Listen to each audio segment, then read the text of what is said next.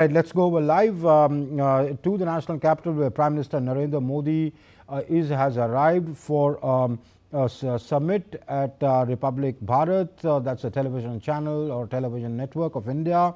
The summit is named Greater Power India Nation First. Let's cut across. Millions of hearts worldwide. Please welcome the master of melody, the voice of soul and music legend, Padma Shri awardee Hariharan, who will present 2 songs for you.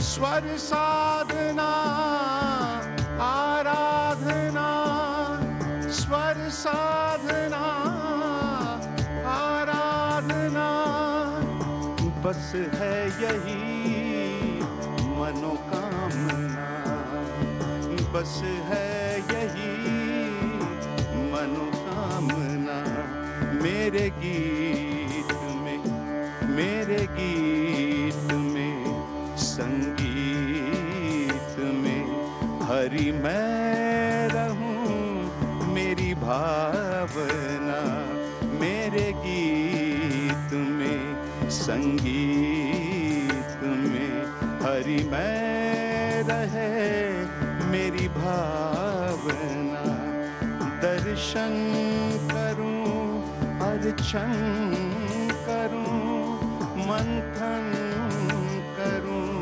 तब याचना मेरा श्याम तो घनश्याम तो मनमोहना मुरलीधरा पमदा दा दा दा दा ब ब दा ब दा म ब दा म दा ब म ब म गा म रे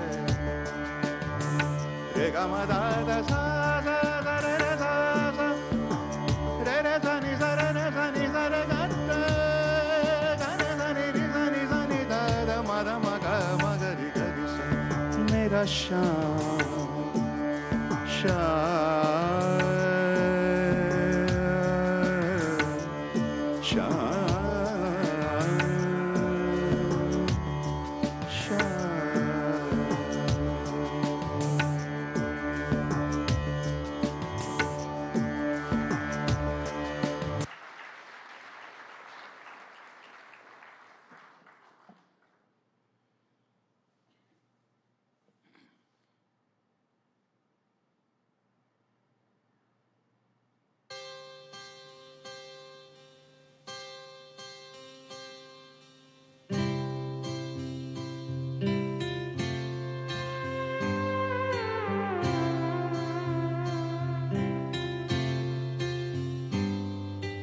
भारत हमको जान से प्यारा है सबसे न्यारा गुलिस्तां हमारा है भारत हमको जान से प्यारा है सबसे न्यारा गुलिस्तां हमारा है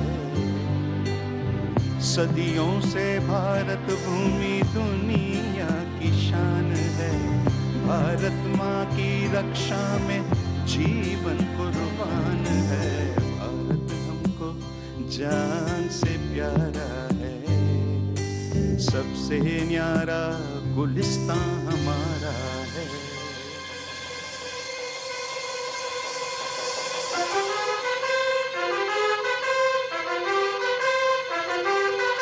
उजड़े नहीं अपना चमन टूटे नहीं अपना वतन गुमराह ना कर दे कोई बर्बाद ना कर दे कोई मंदिर यहाँ मस्जिद यहाँ हिंदू यहाँ मुस्लिम यहाँ मिलते रहे हम प्यार से जाओ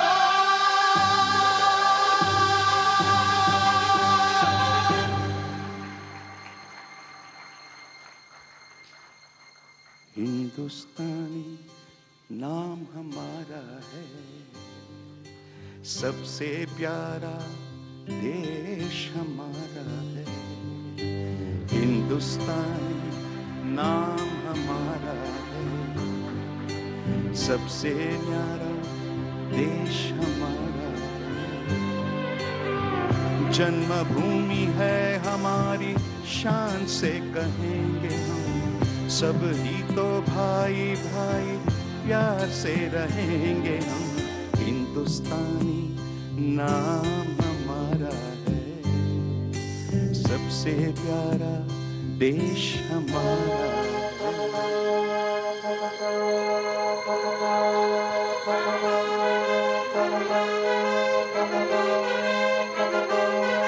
आसाम से गुजरात तक बंगाल से महाराष्ट्र तक जाति कहीं गुण एक है भाषा कहीं सुर एक है कश्मीर से मद्रास तक कह दो सभी हम एक है आवाज दो हम एक है जागो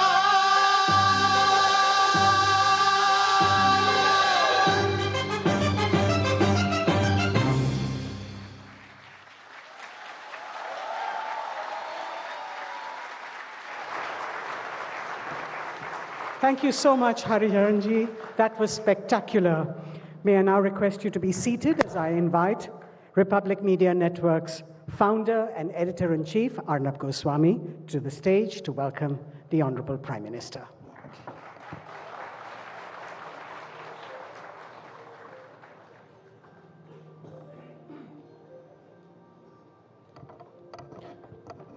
प्रधानमंत्री नरेंद्र मोदी जी, बहुत बहुत आभार. We are very grateful to you on behalf of the Republic Media Network, हम सब की ओर से, and on behalf of all our audience and all the viewers of Republic Media Network, जो हर भाषा में आज भारत और पूरे देश में इस प्रोग्राम को स्ट्रीमिंग और टेलीविजन में देख रहे हैं. On behalf of all our viewers, I welcome you, Pradhan Mantri ji, to the Republic Summit. Thank you very much, sir. Thank you. Thank you. Thank you, Prime Minister. It is my honor and my privilege to welcome our beloved Prime Minister to this wonderful occasion of the Republic Summit, which is talking about great power India. Last time prime minister हमारे event में मार्च 6 तारीख को 2025 को इधर इस occasion में थे, और prime minister always makes records. I want to congratulate you first, sir, for becoming the longest serving elected Prime Minister of India in our country's history. And I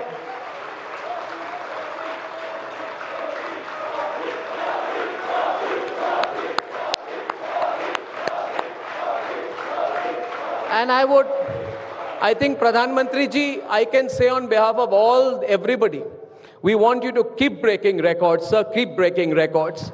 Prime Minister, our beloved Prime Minister is going to complete 25 years as head of government. I think it's happening on the 7th of October. I want to congratulate you in advance for that. My father told me that his father said, मेरे पिताजी ने कहा प्रधानमंत्री जी कि मेरे दादाजी ने उन्हें कहा कि if you want to get a job done immediately, give it to the most busy man. He will do it. I want to tell you what the busiest man in the country has done in the last 1 year. First, during COVID, even the critics, the worst critics will admit that instead of negativity, Prime Minister Narendra Modi turned a pandemic into an opportunity to give 300 million vaccines to the world. He doesn't believe in negativity, and we are behind you, sir. This year, so many people said that India will come under the deluge of the global economic crisis. You heard all that negativity? You know all that negativity? The Prime Minister has ensured absolutely uninterrupted LPG and fuel supply and kept our country's economy stable in a very difficult period. अब मैं थोड़ा हिंदी में बोलूंगा. प्रधानमंत्री जी, आजकल आपके in front of you I like to practice my Hindi. लोग कहते हैं कि कहनी और कथनी में politicians का फर्क होता है. प्रधानमंत्री जी, you may not remember, but during the election campaign of 2014, सबने इंटरव्यू के एप्लीकेशंस दिए थे प्रधानमंत्री जी को, और मेरा नंबर आया नहीं था. तो मैंने किसी एक उस समय के संपादक को पूछा कि मेरा नंबर कब आएगा. तो उन्होंने कहा मुझे, don't worry, you are likely to get the last interview of the election campaign. I don't want to remind you who the first interview was of the election campaign of 2014. But in that interview on 8th of May 2014, Pradhan Mantri ji, which I recorded with you in Gandhinagar at the Chief Minister's house, आपने कहा था मुझे, जब मैंने पाकिस्तान का सवाल पूछा था, तो आपने कहा, अर्नब, अभी भी मेरे मन में वो है, अर्नब, बम बंदूक और बारूद के बीच में बातचीत हो सकती है क्या? And today I want to tell you, sir, you have been steadfast. Nobody in the history of this country has served our motherland on strategic and military interests like you have. In the last 1 year, the Prime Minister, the busiest man of the country, has also, we fired 19 BrahMos on Pakistan. And I want to thank, during Operation Sindoor, sir, I remember rongte khade ho gaye the, when at 1:45 in the morning, I think it was 6th of May, you remember the morning of 6th of May, when we saw those fireballs, and we said, we have the power. We have the power. It's only about using it. It's only about political determination to use it. BrahMos was first tested 20 years back, but the Prime Minister used it, and we are grateful to you for that, Prime Minister. But the biggest achievement of the Prime Minister, the day he completed 12 years, I said, the biggest achievement of the Prime Minister is this, that in this country's democracy, here is one man who has won 3 general elections. And, 1 minute, in the last 12 years has won over 40 state elections. That is the test of a democracy. And we are very proud to have a leader with a mandate of the people, sir. Prime Minister, great power ke there are 3 characteristics of a great power I have heard. Economic strength, but it also the ability to leverage it. In that, today, in purchasing power parity terms, log kuch bhi kahe, we are an $18 trillion economy already, and 4 trillion in real terms. We are going to be 35 trillion. Prime Minister, if you lead the way, we will get there faster than you want also. The people of this country will be behind you. The second test of being a great power is military strength. But that is only if you have the ability to use it. The non-contact warfare, General Bakshi is with us here, that you have spearheaded has taken us to a new level of power projection in military terms. We are grateful to you for that, sir. But the third, which is personally, I believe, a contribution of Prime Minister Narendra Modi, and only Prime Minister Narendra Modi, is whether it's G7. Congratulations, Prime Minister. We were so proud of the G7 visit, whether it is SCO, whether it is Quad, whether it is BRICS, where we will be taking the presidency. There is no global institution which is complete without Bharat. And these 3 characteristics make a country a great power: economic strength, military power projection, and institutional validity. And on all 3 fronts, we owe it to the leadership of Prime Minister Narendra Modi ji. Prime Minister, on behalf of everyone today, I want to say one thing to you, sir. It is because of your leadership in the last 12 years that we are today no longer called a middle power globally. We are called a great power. And I'm much younger to you, but I'll make one short prophecy, sir. It will be because of your leadership that we are very soon going to be a superpower, sir. But we will not be a unilateral superpower. During the Cold War means you are so strong, you don't have to listen to anyone in the world. We will not be that kind of superpower, sir. But you are the man who is going to be credited for taking India from middle power to great power to superpower. And lastly, we want to thank you for one more thing, which is Saman Afsar, जिसको अंग्रेजी में प्रधानमंत्री जी level playing field, एक निष्पक्ष मुकाबला, a free competition, which was not possible. People can say whatever, but it was not possible before 2014. Today we have people like Sridhar Vembu before us. We are so proud of what he has achieved. He has been able to achieve it because of the level playing field this country now provides to entrepreneurs and everyone. Pradhan Mantri ji, this network is unique because every member of the founding team of this network is from a middle class background, without any capital, without any privilege. All of you have known me. My family is here. I can tell you we are from very humble, simple, middle class backgrounds. Without a level playing field, we are nothing. We don't have wealth, we don't have capital, but we have hunger. We want the opportunity, but we did not get the level playing field. The ecosystem that is not happy with all of India getting a level playing field are the people who have a negative mindset. But they are not representing the will of the people of India. The will of the people of India are those people who listened to you. In 2018, when you gave me the great honor, Pradhan Mantri ji, you came to Mumbai for the First Republic Summit. And I want to end with one quote you said then.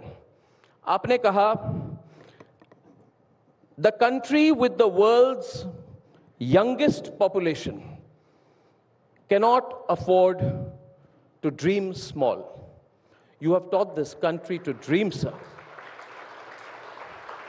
We had lost confidence in ourselves. You have taught this country to dream.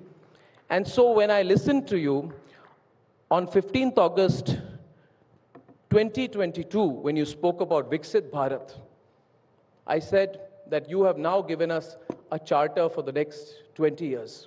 I assure you, on behalf of everyone who's watching today, that this country stands with you, and Viksit Bharat, we will not make you wait till 2047, sir. We will achieve it much before that. We are grateful for your leadership. We are grateful to you for coming. Thank you so much, Pradhan Mantri Narendra Modi ji, for coming to the Republic Summit. Thank you very much. Thank you, sir.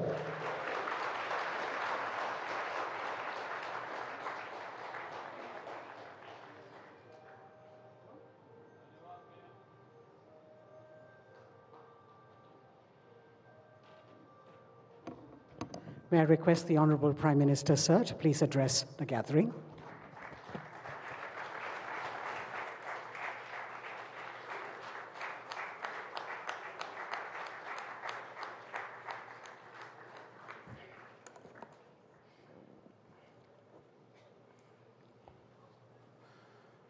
स्वर साधना मनोकामना आराधना एक बहुत ही शुभ शुरुआत के बाद अच्छा होता आप ही का कार्यक्रम चलता।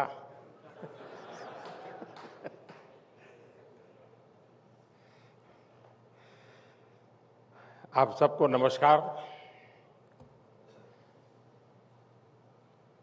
रिपब्लिक टीवी नेटवर्क के सभी दर्शक और अब तो बहुत सारी भाषाओं में भी है, तो उन सबको भी मेरा प्रणाम।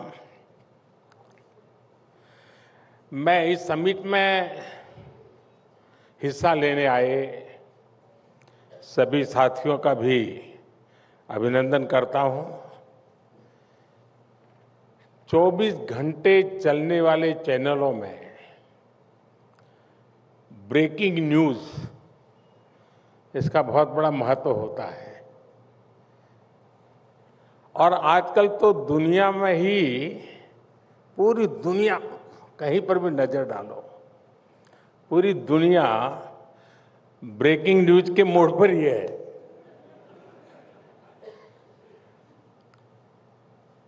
और इतनी भागदौड़ में आप सभी इस समिट को होस्ट कर रहे हैं, इसका हिस्सा बने हैं, और इसलिए आप विशेष बधाई के पात्र हैं।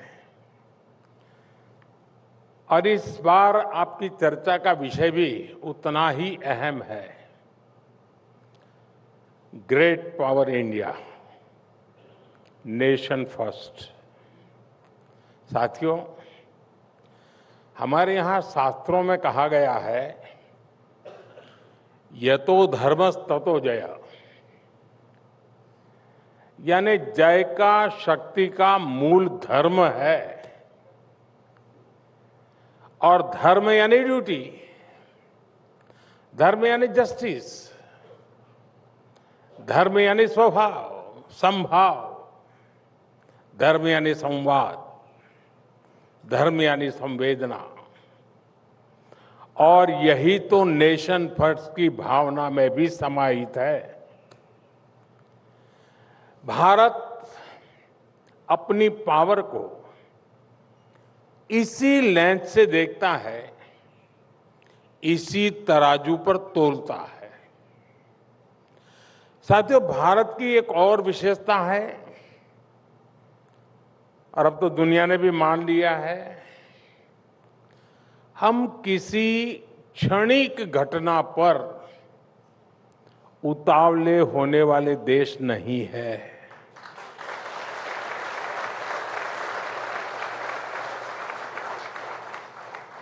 हम वो हैं जिसने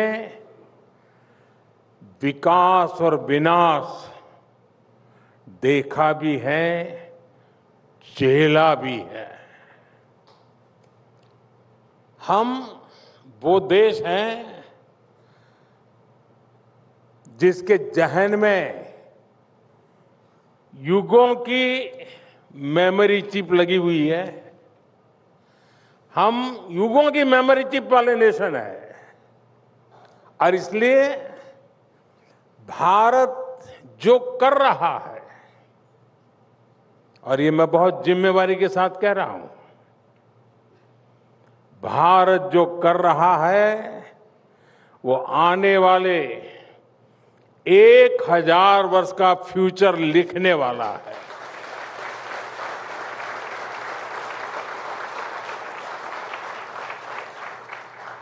और यही दुनिया के लिए सबसे बड़ी भारत की गारंटी है। भारत फास्ट ग्रोइंग इकोनॉमी भी है,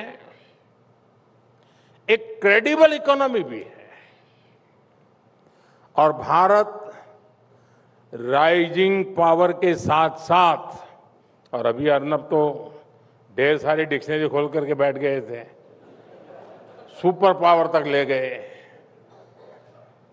लेकिन मैं इतना जरूर कहूंगा कि भारत रिलायबल पावर है।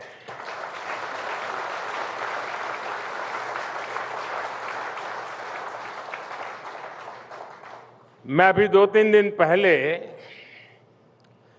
जी समिट से लौटा हूं और दुनिया का हर नेता, हर देश इस बात को भली भांति समझता है कि आज के भारत के लिए नेशन फर्स्ट ही सबसे बड़ा मंत्र है, सबसे बड़ा सिद्धांत है।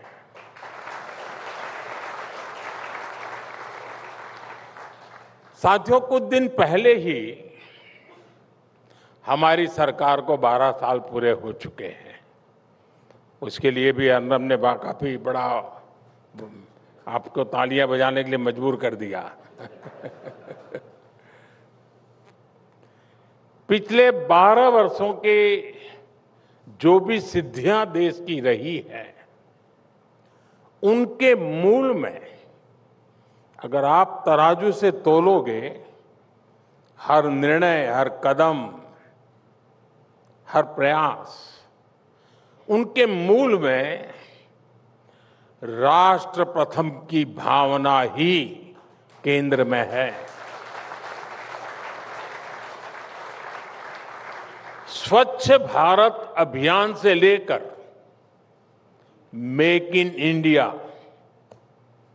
खादी खरीदने पर जोर, स्थानीय वस्तुएं खरीदने पर जोर, ये सारे इनिशिएटिव इसलिए सफल हुए क्योंकि देश की जनता ने देश को सबसे ऊपर रखते हुए अपना कर्तव्य निभाया।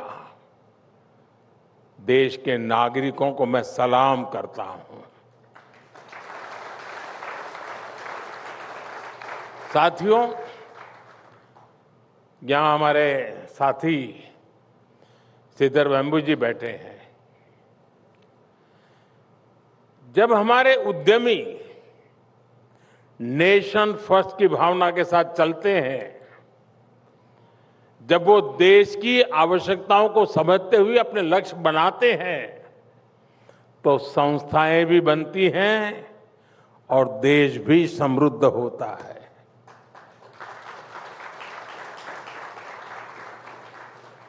सिद्धार्थ वेम्बू जी ने क्या काम किया है, शायद यहाँ बातों में कितना निकला होगा मुझे मालूम नहीं, लेकिन अभी मैं फ्रांस में विवाटेक में गया था।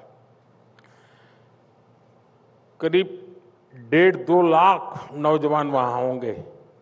चलने के लिए भी मैं और फ्रांस के राष्ट्रपति अलग अलग स्टॉल पे जा रहे थे, देखने के लिए भी नौजवानों ने क्या काम किया है। तो हम जोहो के स्टॉल पे गए।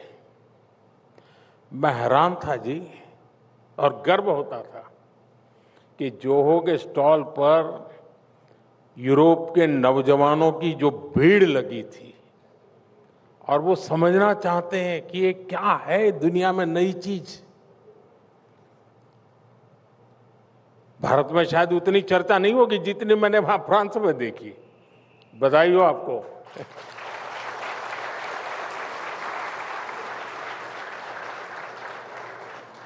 साथियों, सरकार की नीति और निर्णयों में नेशन फर्स्ट का क्या प्रभाव होता है, इसका एक उदाहरण हमारा आदिवासी क्षेत्र है। मैं आज कोई फिलॉसफी जानने वाला नहीं हूं, कुछ बातें जो हुई हैं वो हल्की फुल्की बता दूंगा, और उससे आप अंदाज लगा लेंगे कि काम कैसे होता है। मैं आदिवासी क्षेत्र की बात करता हूं। भारत के 10 करोड़ से अधिक आबादी की चर्चा, मतलब कि आदिवासी समाज की चर्चा।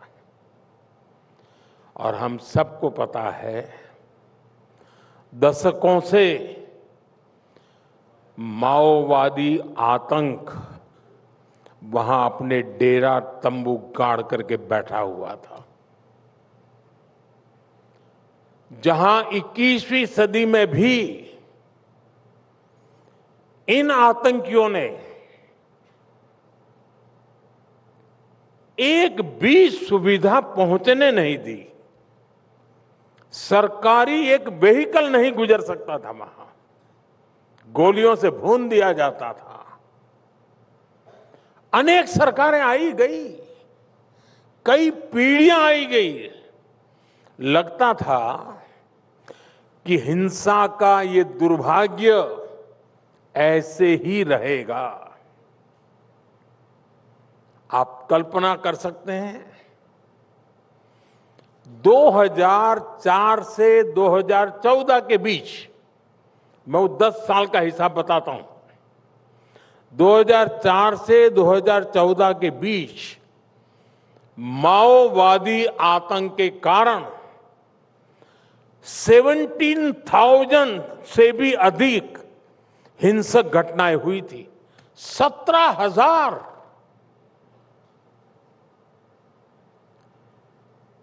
और करीब करीब 7,000 से ज्यादा जानें गई थी। साथियों,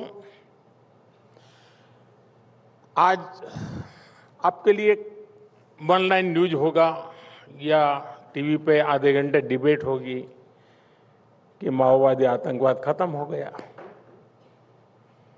चीजें ऐसे नहीं होती हैं, उसके लिए खपना पड़ता है।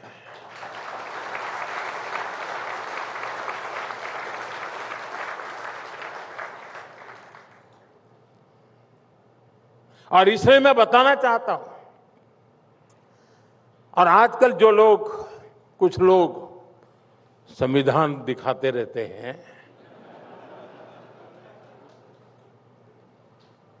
लेकिन जब ये लोग सरकार में थे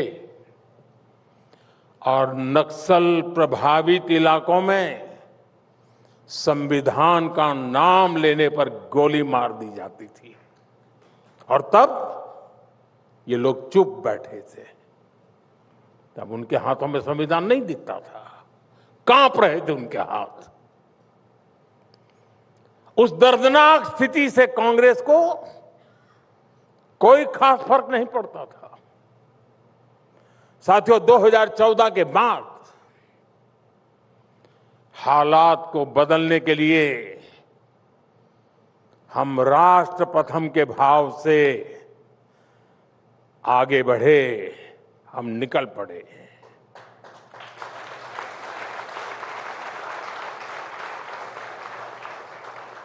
बोलते नहीं थे, बताते भी नहीं थे, करते जरूर थे।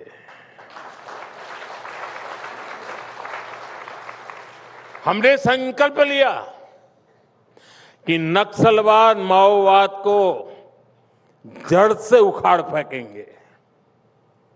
और आज पूरा देश नतीजा देख रहा है। आज देश में माओवादी आतंक अपनी अंतिम सांसें गिन रहा है। और साथियों, कई बार अंतिम परिणाम इतना बड़ा और व्यापक होता है कि उसके पीछे की मेहनत पर ध्यान नहीं जाता। रिपब्लिक टीवी के दर्शकों को मैं खास तौर पर इसके बारे में बताना चाहता हूं। साथियों, जिन नक्सल प्रभावित इलाकों में दिन में जान से भी यानी सामान्य मानवी डरा रहता था, उसको लगता था कहीं अपहरण हो जाएगा, तो कभी वसूली का डर रहता था, कभी साथ में जो कुछ भी है वो लूट लेने का डर रहता था। और जहां पर विकास की बात बोल तक नहीं सकते थे, आप लेकर के जा नहीं सकते थे, सब नामुमकिन था। ऐसे क्षेत्रों में हम विकास का संकल्प लेकर आगे बढ़े। वहां बीते 12 वर्षों में हमारी सरकार ने 12,000 किलोमीटर से अधिक की सड़कें बनाई।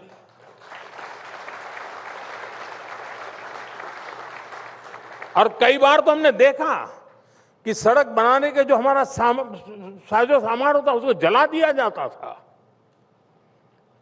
कॉन्ट्रैक्टर को भगा दिया जाता था। अगर 25 लोग रोड पर काम करते तो 200 लोग पुलिस सुरक्षा रखते थे ताकि काम चले। ये सब इसलिए करते थे, तय किया था।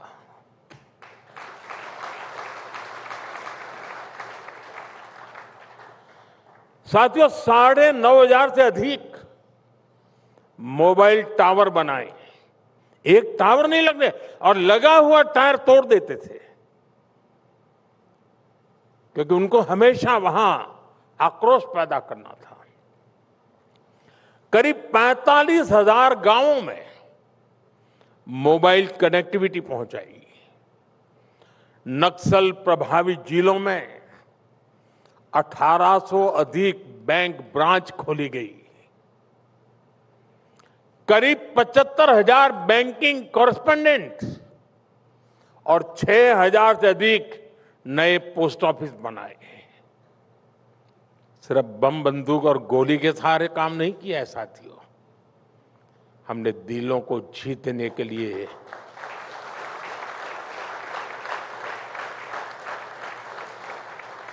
ईश्वर ने जो भी शक्ति दी थी उसको खपाया था।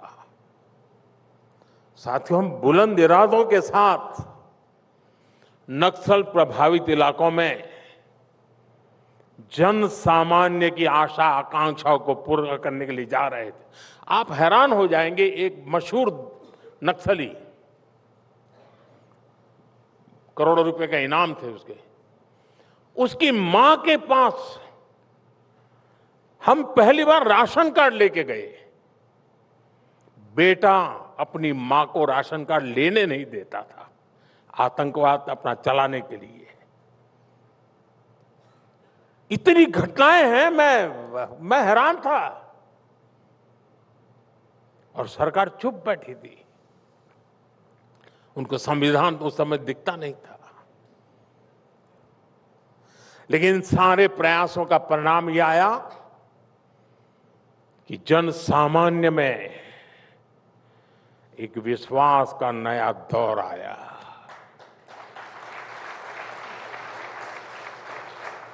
आज आप देखिए, बस्तर जैसे इलाकों में बम बंदूक नहीं, बस्तर ओलंपिक्स की धूम है। और अब तक इस ओलंपिक के 2 एडिशन हो चुके हैं। पहली बार 1.5 लाख से अधिक युवाओं ने, और दूसरी बार करीब 4 लाख युवाओं ने बस्तर ओलंपिक्स में हिस्सा लिया। यानी जहां कभी टेरर था, वहां टैलेंट को अवसर मिल रहा है, वहां स्पोर्ट्स फल फूल रहा है। साथियों, 12 वर्षों के इस सेवा काल की एक और बड़ी सिद्धि रही है। ये सिद्धि है निराशा से निकलकर आशा आकांक्षा सबसे भरे भारत का निर्माण।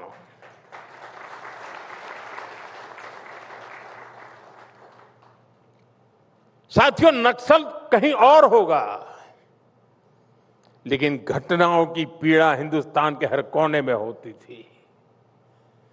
और जिस समय नक्सल खत्म होने की बातें आने लगी, तो विश्वास सिर्फ नक्सल इलाके का नहीं, हिंदुस्तान के कोने कोने में जगने लगा। 2014 से पहले के 10 वर्षों में जो कांग्रेस सरकार चली, उससे नाराजगी केवल गवर्नेंस की नहीं थी, तब देश की निराशा इससे कहीं अधिक थी। देश उम्मीद खो चुका था। लोगों को लगता था कि कुछ हो ही नहीं सकता, कुछ बदल ही नहीं सकता। साथियों, पिछले 12 वर्षों में भारत ने उसी निराशा को आशा में बदला है।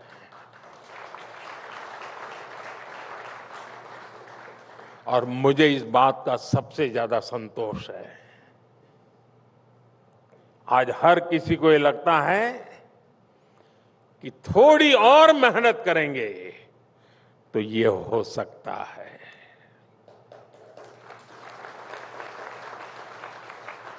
वो दिन चले गए जब एक ही बात सुनाई देती थी, कतई नहीं हो सकता, कतई नहीं हो सकता।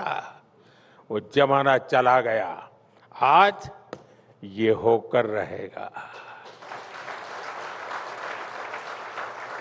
ये जो भाव आया है, यही भारत की असली सिद्धि है और यही रियल पावर है। चुनौतियों तो आज भी बहुत है और हमेशा रहेगी। और चुनौतियां बहुरूपिया होती हैं, वो नए नए अवतार में सामने आती रहती है। अरे आएगी, जिस रूप में आएगी, जंग उससे भी लड़ लेंगे जी, और जीत भी लेंगे। लेकिन ये हो सकता है और हम ये करके रहेंगे। जब इस भाव से देश आगे बढ़ता है, तब सपने पूरे होते हैं। साथियों, मैं यहां भारत के 100 से ज्यादा जिलों और 500 से ज्यादा ब्लॉक्स की चर्चा करना चाहूंगा। ये विकास के हर पैरामीटर पर पीछे छूट गए थे और पहले की सरकार ने इन पर पिछड़ा होने का ठप्पा लगा दिया था। ये तो बैकवर्ड डिस्ट्रिक्ट है, ये तो बैकवर्ड इलाका है। हमने देश के इस बहुत बड़े क्षेत्र को पिछड़ेपन की निराशा से बाहर निकालकर डेवलपमेंट की एस्पिरेशन जगाई। सबसे पहले तो हमने पहचान ही बदल दी। हमने कहा ये एस्पिरेशनल डिस्ट्रिक्ट है, ये एस्पिरेशनल ब्लॉक है। हमने एस्पिरेशनल डिस्ट्रिक्ट का प्रोग्राम बनाया, एस्पिरेशनल ब्लॉक का प्रोग्राम बनाया और सरकार ने विकास के हर पैरामीटर पर बहुत बारीकी से काम शुरू किया। इस डिस्ट्रिक्ट में ये 3 पहलू हैं, पहले उसमें से बाहर निकलो। यहां 6 पहलू हैं, पहले इसमें से बाहर निकलो। बड़ा फोकस वे में काम शुरू किया। आज ये एस्पिरेशनल डिस्ट्रिक्ट और ब्लॉक्स राज्य की ओवरऑल ग्रोथ को आगे बढ़ाने का काम करने लगे हैं। जो पहले ग्रोथ को पीछे खींचते थे, इन एस्पिरेशनल डिस्ट्रिक्ट में बहुत बड़ी आबादी गरीब थी, अभाव में थी। बीते वर्षों में 25 करोड़ गरीबों ने गरीबी को परास्त किया है।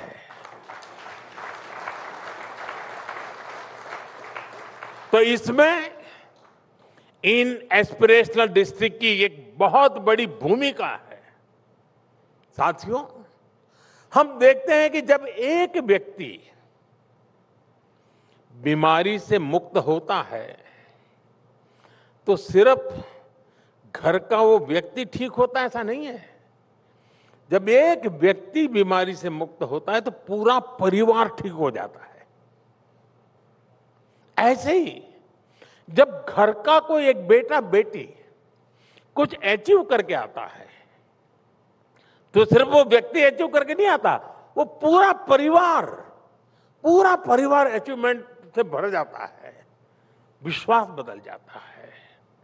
ऐसे ही जब कोई गरीबी से बाहर आता है तो संपूर्ण समाज का फायदा होता है, देश का फायदा होता है। 25 करोड़ लोग गरीबी से बाहर निकले हैं, न्यू मिडिल क्लास में आए हैं, तो इसका फायदा केवल उन परिवारों तक नहीं रहता बल्कि मिडिल क्लास का भी इसमें फायदा होता है, क्योंकि ये नया कंज्यूमर है जो इकोनॉमी को ड्राइव करता है। उससे अल्टीमेटली मिडिल क्लास के लिए अवसर बनते हैं। यानी गरीबी कम होना केवल वेलफेयर का ही विषय नहीं है, यह अवसरों के विस्तार की गाथा है, नई एस्पिरेशन की प्रेरणा है। साथियों, पिछले 12 वर्षों में जो इतना विशाल मिडिल क्लास देश में तैयार हुआ है वो सरकार की बहुत बड़ी प्राथमिकता रहा है। मिडिल क्लास की ईज ऑफ लिविंग के लिए सरकार ने हर स्तर पर काम किया है। अब जैसे अपने घर का सपना है, हर मिडिल क्लास परिवार की एक इच्छा रहती है खुद का घर हो। हर किसी को पूछोगे एक मन में रहता है मेरा अपना घर हो। 2014 में अगर किसी परिवार को अपना घर खरीदना होता था तो होम लोन डबल डिजिट के इंटरेस्ट रेट पर मिलता था, लेकिन आज किसी भी बैंक से होम लोन 7-8% के रेट पर मिल जाता है। पहले लोन लेना भी किसी युद्ध जीतने जैसा था। युद्ध जीतने में जितनी ताकत लगी उतने लोन लेने में लगती थी। आज ये घर बैठे संभव हो पा रहा है। मैं यहीं की बात बताता हूं।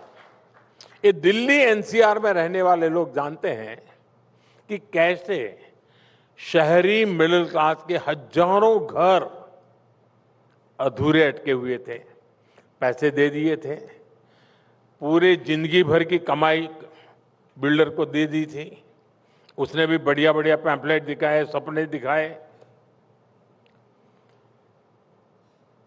अब ये किराए पर घर में भी रहते हैं तो किराया भी देना है, घर जल्दी मिलेगा, उधर किराया रहते हैं, घर मिल नहीं रहा, घर बन नहीं रहा, बहुत बुरा हाल था। इन अधूरे घरों को पूरा करने के लिए हमने 25,000 करोड़ रुपए का स्पेशल फंड बनाया। और आपको जानकर खुशी होगी कि देश में बरसों से अटके करीब 60,000 घरों को डिलीवरी किया जा चुका है। साथियों, एक और चीज है जो रोजमर्रा की जिंदगी को प्रभावित करती है। ये जरूरत है कनेक्टिविटी की, ट्रांसपोर्ट की। आज आप सोशल मीडिया में देखिए, दुनिया भर से जो भी टूरिस्ट आता है, भारत आता है, वो हमारे मेट्रो सिस्टम को देखकर हैरान रह जाता है। साथियों, वर्ष 2014 में करीब 28 लाख लोग हर रोज मेट्रो से सफर करते थे। आज करीब 1,28,00,000 लोग हर रोज मेट्रो से सफर कर रहे हैं। अब वंदे भारत, नमो भारत और अमृत भारत जैसी हाई स्पीड ट्रेन्स देश को कनेक्ट कर रही है। अच्छी सड़कों, अच्छे हाईवे से समय तो बच ही रहा है, गाड़ियों की मेंटेनेंस पर होने वाला खर्चा भी कम हुआ है। बीते वर्षों में एयरपोर्ट की संख्या डबल हुई है। इससे कई छोटे छोटे शहरों में भी मिडिल क्लास को हवाई यात्रा की सुविधा पहली बार मिली है। साथियों, पिछले 12 साल मिडिल क्लास के लिए कमाई के साथ साथ बचत के भी रहे हैं। 2013-14 में लगभग 2 लाख रुपए तक की आय होने पर टैक्स लगता था। आप सबको वो नसीब रहा होगा। और ये टैक्स मिडिल क्लास देता रहता था। आज 12 लाख रुपए तक की आय पर कोई टैक्स नहीं है।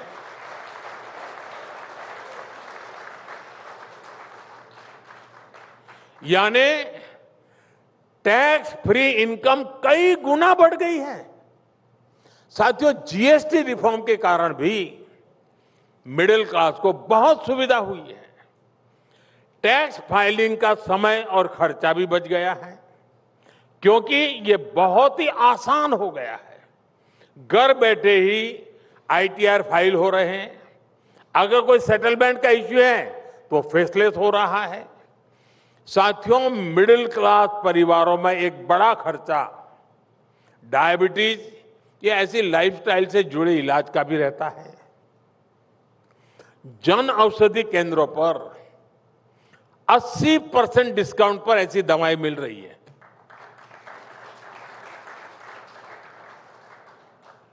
अगर आपका पहले 1000 रुपया खर्चा होता था तो आज 200 रुपये में काम हो जाता है। 800 रुपया बच रहा है।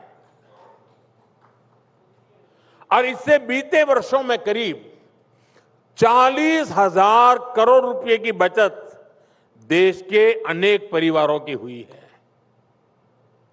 मिडिल क्लास के बजट का एक बड़ा हिस्सा बुजुर्गों के इलाज पर भी जाता है। आज 70 वर्ष से ऊपर के हर नागरिक के लिए 5 लाख रुपए तक का मुफ्त इलाज उपलब्ध है। साथियों, एक सामान्य स्वभाव है कि जब कोई सुविधा लगातार मिलती है तो इंसान पहले की परेशानी भूल जाता है।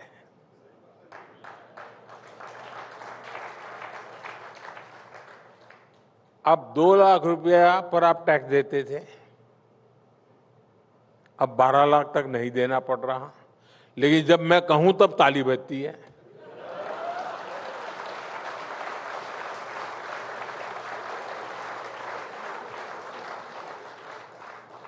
और बस में, ट्रेन में थोड़ी देर भी अगर कुछ मुसीबत आ गई तो ढेर सारी गालियां देना शुरू हो जाते।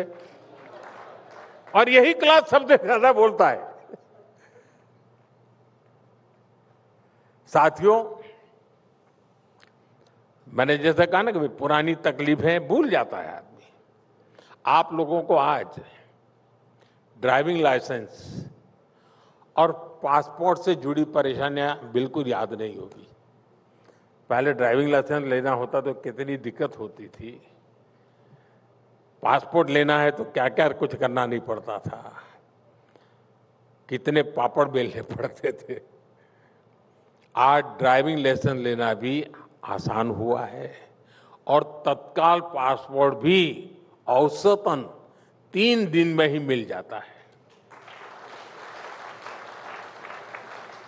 साथियों, मैं जानता हूं हमारी सरकार जिस तरह काम कर रही है उसने देश के लोगों की एस्पिरेशन बहुत बढ़ा दी है। एक काम हुआ तो लोगों की डिमांड वहीं खत्म नहीं हो जाती। वो उससे भी बेहतर काम चाहते हैं, उससे भी अपडेट सुविधा चाहते हैं। अगर पहले डिमांड नई सड़क की थी तो सड़क बनने के बाद लोग पूछते थे मेट्रो कब आएगी। पहले अपेक्षा होती थी कि ट्रेन समय पर पहुंच जाए, ट्रेन में बैठने की साफ सुथरी जगह मिल जाए। आज डिमांड है कि हमारे रूट पर वंदे भारत क्यों नहीं चल रही। साथियों, कुछ लोगों को ये असंतोष लगता है, ये एस्पिरेशन है। हमारे देश में एक फौज ऐसी है, उसको लगता है ये सब मामला कुछ गड़बड़ है। लेकिन लोग आखिरकार ये अपेक्षाएं किसके पास करेंगे भाई? जो करता है उससे पास करेंगे ना।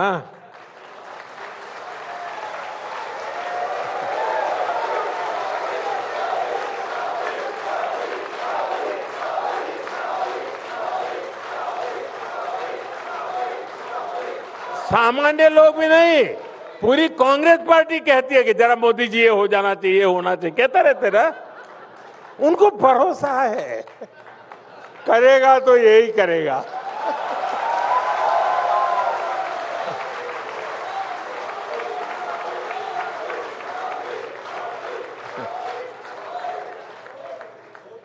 साथियों, एस्पिरेशंस वही होती हैं जहां लोगों को लगता है कि सपने पूरे हो सकते हैं। और भारत के युवाओं की, भारत के गरीब और मिडिल क्लास की यही एस्पिरेशन है। आज भाजपा एनडीए सरकारों की ऊर्जा बनी हुई है। साथियों, एक तरफ देश का बहुत बड़ा वर्ग एस्पिरेशनल है, तो दूसरी तरफ राजनीति की एक टोली है जिसका जीवन मंत्र बन गया है ऑलवेज अगेंस्ट।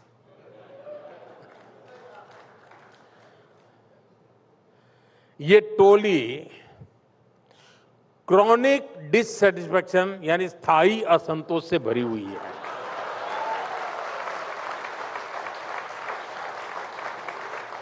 आज मैं रिपब्लिक टीवी के दर्शकों को जरा इस टोली के लक्षण बताने जा रहा हूं। सिम्टम्स पता चलेगा तो आपको समझ आ जाएगा मैं क्या कह रहा हूं। आप आसानी से पहचान लेंगे। जी, जैसे मैं उदाहरण देता हूं, आप समझ जाएंगे। इनको आप अक्सर कहते सुनेंगे, अरे फला जगह तो 24 घंटे बिजली आती है, यहां क्यों नहीं? और अगले ही दिन ये लोग डैम्स का, सोलर पार्क का, थर्मल का, न्यूक्लियर प्लांट का विरोध करने के लिए डफली लेके आ जाएंगे। यानी पहले दिन बिजली क्यों नहीं और दूसरे दिन तुम हाइड्रो पावर का डैम क्यों बना रहे हो? ये जमात ऐसी है।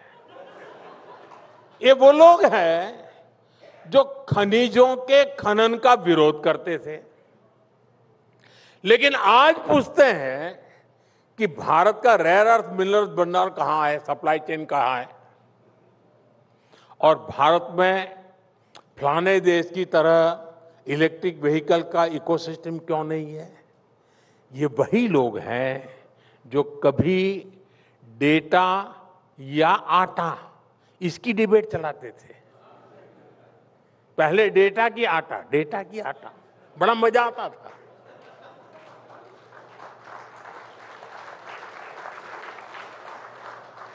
आज यही लोग पूछते हैं कि बताओ मोदी जी, एआई में क्या काम हुआ? हद देखिए, एक साथ में कहते हैं, एक ही साथ में कहते हैं कि एआई में ये होना चाहिए था, वो होना चाहिए था, हुआ क्यों नहीं? लेकिन दूसरी साथ में वही लोग कहते मिलेंगे, अरे ये डेटा सेंटर क्यों बना रहे हो, ये सेमीकंडक्टर प्लांट क्यों लगा रहे हो? और फिर ये लोग उसके 100 नुकसान गिनाने के लिए घंटे घंटे भर सोशल मीडिया की स्क्रीन पर दिखेंगे, टीवी डिबेट में दिखेंगे, अखबारों में भरे रहेंगे। साथियों, ये लोग करप्शन को लेकर दुनिया भर के इंडेक्स उठाकर लाते हैं, भारत को कटघरे में खड़ा करते हैं। इनके इकोसिस्टम का मीडिया भी 24-24 घंटे उछालता रहता है। लेकिन जब करप्शन के विरुद्ध एक्शन होता है, जब कार्रवाई होती है, तो यही लोग चिल्लाते हैं। सबसे पहले हल्ला मचाने का काम कौन करते हैं? यही गलत हो रहा है, फलाना गया, ढिकना गया, रेड कर दी, जांच कर दी, अरेस्ट कर दिया। सवाल उठाए जाते हैं, कार्रवाई ऐसे क्यों हो रही है, वैसे क्यों नहीं, अब क्यों हो रही है, तब क्यों नहीं, ए पर क्यों हो रही है, बी पर क्यों नहीं हो रही है। यही उनका खेल है। साथियों, इन लोगों का कैरेक्टर समझना देश के लिए बहुत जरूरी है। खास तौर पे मेरे देश के युवाओं को इनको पहचानने की जरूरत है। और हमारी जैन जी को तो बहुत जल्दी समझना चाहिए। जल्दी समझो, वरना अब सूर्यवंशी आया है, वो तेज गति से सब जाता है। साथियों, ये लोग एक तरफ कहेंगे कि देश की सेनाओं को छूट रही है, हथियार नहीं मिल रहे हैं, लेकिन जब सरकार कोई डिफेंस डील करेगी, कोई आधुनिक हथियार खरीदती है, तो सबसे पहले आकर कहते हैं कि ये क्यों खरीदा। ये दुनिया भर में भारत की कूटनीति पर सवाल करेंगे। लेकिन जब भारत कूटनीति के लिए, सुरक्षा के लिए कहीं कोई इंफ्रास्ट्रक्चर प्रोजेक्ट बनाने लगेगा, तो ये लोग ढोल ढपली लेकर हल्ला मचाना शुरू कर देते हैं। साथियों, आज भारत के जिस अहम कालखंड में है, इसमें हमें ऐसे लोगों को पहचानना होगा, उनके कुतर्क को समझना होगा और उनसे सतर्क रहना बहुत जरूरी होगा। और आज दुर्भाग्य से आज देश के मुख्य विपक्षी दल कांग्रेस पर ऐसे ही लोगों का कब्जा हो गया है। कांग्रेस कभी नेशन फर्स्ट की बात करेगी, ये सोचना भी अब झूठे सपने जैसा हो गया है। कल्पना ही नहीं कर सकते क्या कभी कांग्रेस में ये फिर से आएगी बात जो गांधी जी के जमाने में थी। साथियों, आज दुनिया पुरानी धाराओं को चैलेंज कर रही है। डिसरप्शन की स्केल बहुत बड़ी हो गई है, लेकिन इसका एक और पक्ष है। ये चुनौतियां नए अवसर भी ला रही है। भारत के हर युवा, हर उद्यमी, हर इनोवेटर, हर स्टार्टअप को इन्हीं अवसरों पर फोकस करना है। और इसमें सरकार नेशन फर्स्ट की भावना के साथ पूरी तरह देश के लोगों के साथ है। भारत आज रिफॉर्म एक्सप्रेस पर सवार हो चुका है। ये गति आगे और तेज होगी। मैं रिपब्लिक टीवी के इस मंच से देशवासियों से फिर कहूंगा कि हमारा सपना जितना बड़ा है, हमारे प्रयास भी उतने ही विराट होंगे। और 140 करोड़ देशवासियों का यही साझा प्रयास विकसित भारत बनाकर रहेगा।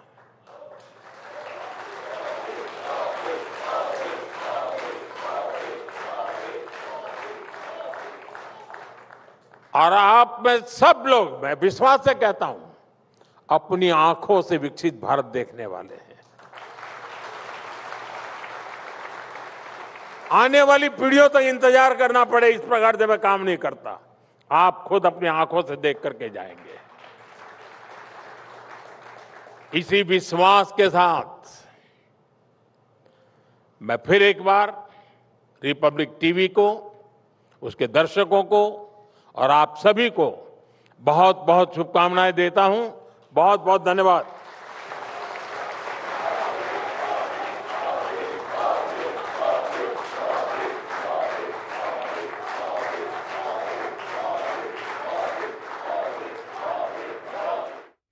So that was Prime Minister Narendra Modi addressing the Republic Bharat